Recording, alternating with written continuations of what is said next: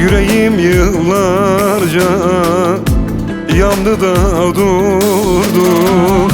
Sanki senden başka bir yer mi yoktu? Ah körlaydı gözüm, görmez olaydım. Sayende geçtiğim elimde soldu. Çekmem artık kahrını, ayrılıksa hak olay.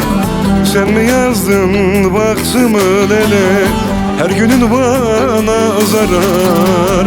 Yeter çektim elinden, söyle nereye kadar?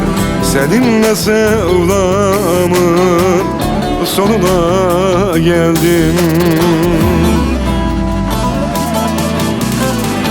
Çekmem artık kahrını, ayrılıksa hak olay. Sen mi yazdın baktımın ele, her günün bana zarar. Yeter çektim elinden, söyle nereye kadar? Seninle sevdamın sonuna geldim.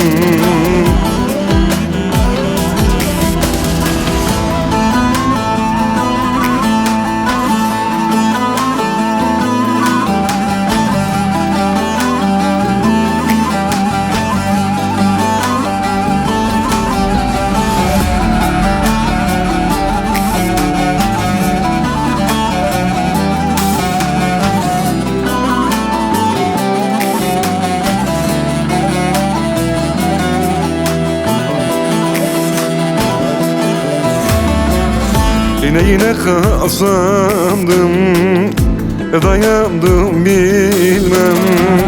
Bundan sonra artık sana güvenmem.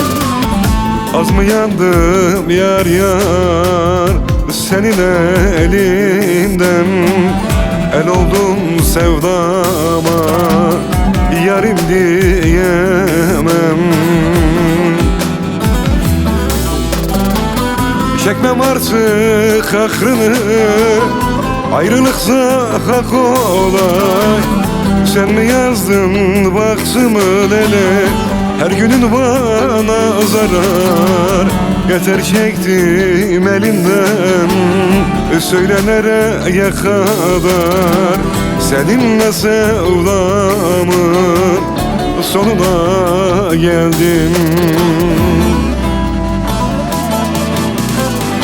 Çekmem artık kahrını, ayrılıksa hak olay. Sen mi yazdın baktımın ele, her günün bana zarar. Yeter çektim elinden, söyle nereye kadar?